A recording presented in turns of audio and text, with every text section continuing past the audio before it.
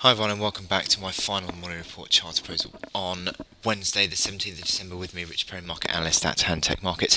I'm going to look at gold now, and the gold price, again, another chart with a huge amount of volatility yesterday. What we saw was, well, three things in the last couple of days really. We had a sharp move to the downside, which gave us a big bearish red candlestick. Then we had that move that retraced into pretty much all of the red candlestick to the high. We saw a reaction high at 12.21.40 and then all the way back down again.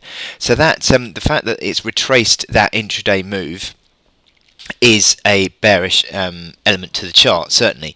And what we've seen today is a little bit of consolidation, nothing too significant, but you'd still say that we're in this big downtrend that we've been in since mid 2012, and the fact is that we're now putting pressure on the supports again. We're back below that pivotal 1200 mark, which is a bit of a psychological level on this chart, but still has been a fairly decent gauge over the last few weeks. And the fact that we've now lost the impetus on the upside, I think suggests that we're putting pressure back on these key supports again. So you've got to be looking at the key reaction low initially at 1186.10 as your key support, and just looking at these. The hourly momentum indicators are not all that bearish. They've got more of a bearish bias than certainly a bullish bias, but at the moment they're not all that dramatically bearish, but certainly it looks like it's consolidating in terms of the gold price over the past 12 hours or so.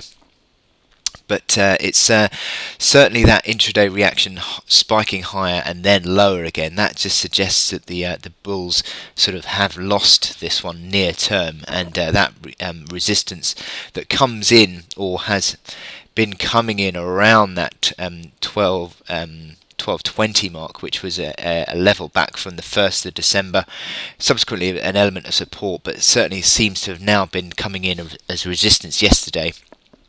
Just suggests, I think, that this maintains this bearish sort of downtrend channel that we've been in, and the fact that we're still just in this recovery phase within that downtrend. You've got to stick with the downtrend, I think, and I think we could now be putting pressure on that support at 1186.10, and certainly if we lost that support now, you would argue that that would actually complete a bit of a top pattern on this chart. You could even suggest that it was a head and shoulders top. It's not a great one, but it's still an argument. And if that were to be the case, then you'd probably say that you'd then start to think about coming back towards the lows around 1140 again.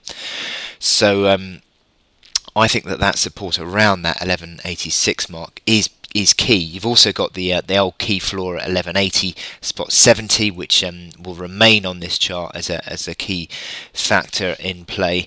And also looking at these momentum indicators, just rolled over a bit as well. And anyone who's just watched my silver chart will know that the momentum indicators seem to have rolled over a little bit on that silver chart, and it seems to be the case as well on this gold chart. Although silver has already broken back below its equivalent support of 1186 to a 2-week low, but the gold price just hanging on for the moment.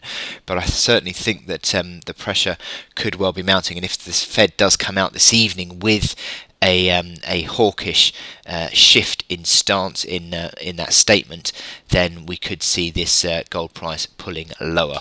Anyway, I wish you good luck in your trading today on gold, and I will speak to you again tomorrow. Thank you.